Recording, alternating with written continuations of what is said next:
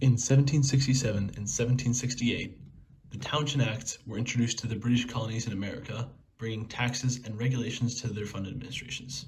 They were named after Charles Townshend, the British Parliament member who spearheaded the making of the Acts, but died before their drastic effects were apparent.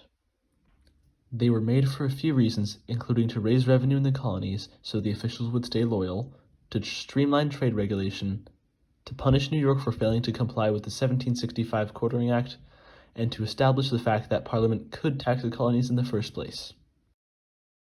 The Suspending Act forbade the New York Assembly from conducting business until they complied with the Quartering Act. New Yorkers weren't complying with it because they weren't being represented by Parliament, so they didn't feel the need to listen to an unjust government.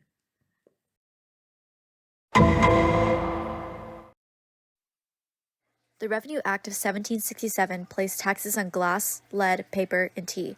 It also gave the Supreme Court of each colony the power to issue general warrants to customers' offices and search private property for smuggled goods.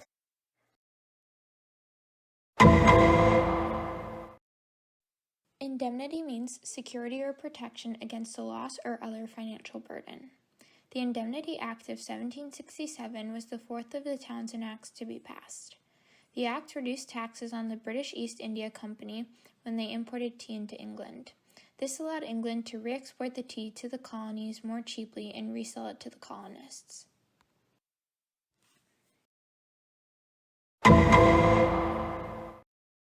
The Commissioners of Customs Act of 1767 was the final act within the Townshend Acts, and it created a new customs board for all the North American colonies, headquartered in Boston with 5 other commissioners.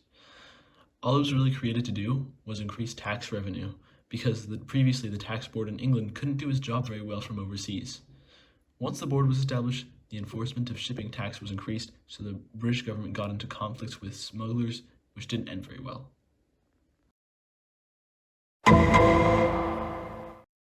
Frustrated with the imposition of the Townshend Acts and Stamp Act, a group of colonists known as the Sons of Liberty did things like organize protests and boycotts. They also encouraged and partook in the harassment of English tax collectors by threatening them, covering them with tar and feathers, or ransacking their houses.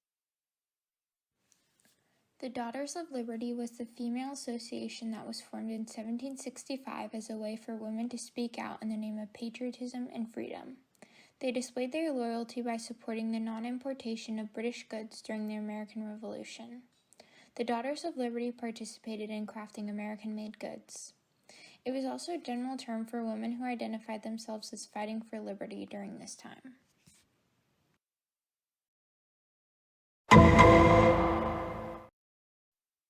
Virtual representation was Lord Grenville's theory in response to the slogan from American colonists, "No taxation without representation."